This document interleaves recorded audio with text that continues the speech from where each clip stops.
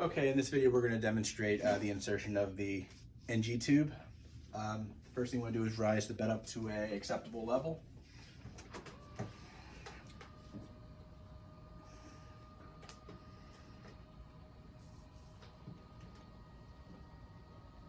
Hip level is usually pretty good, and then you want to have them up to high Fowlers tolerated.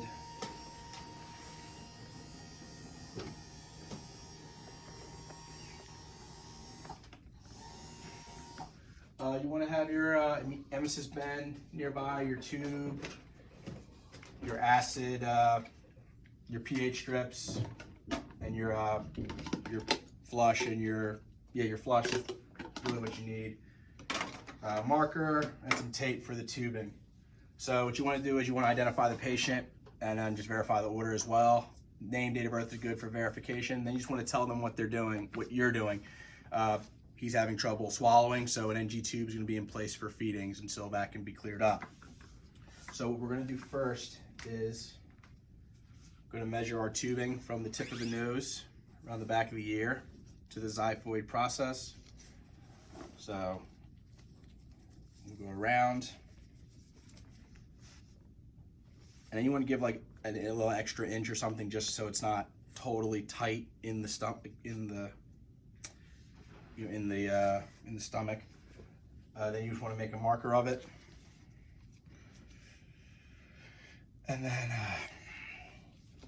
once we've made our marker, we assess the patency of the nostrils.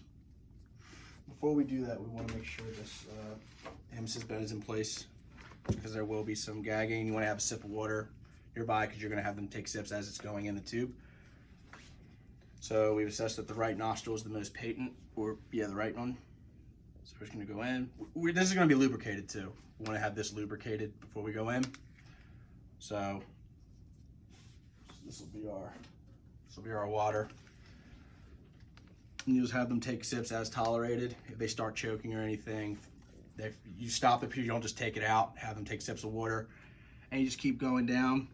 You want to really depress the tongue and really look in, make sure the tubing's not occluding or curling up or going up into the brain. So we're just going to keep going in, having them take sips of water as needed. This will be in the bin. So now we are at our marker.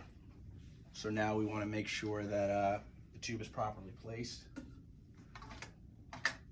So he's not, like I said, no respiratory stress, so that's a good sign, but you would like to aspirate the contents of the stomach.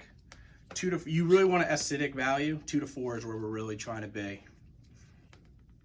So we'll our tubing. About 10 mLs of fluid is what we're really looking for. So we'll go in. Have our pH strips nearby. Just for the sake of it.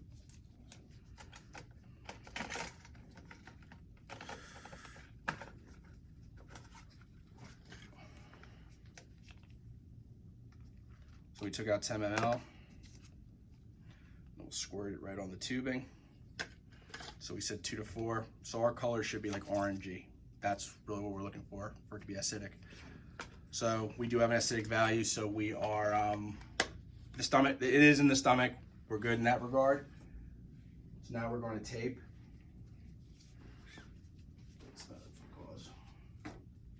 So the tape should have already been prepared, but since we didn't, what we do is we take off. We go around the tubing and over the nose. You could say, and that's how it would slide, but yeah, on the tube to make sure it's placed.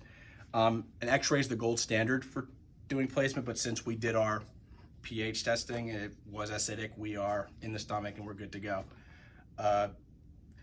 If we are doing a feeding, the final thing we should do is we definitely should flush it with 30 mLs of fluid. And that would also go through here. Just 30 ml. Yeah, that is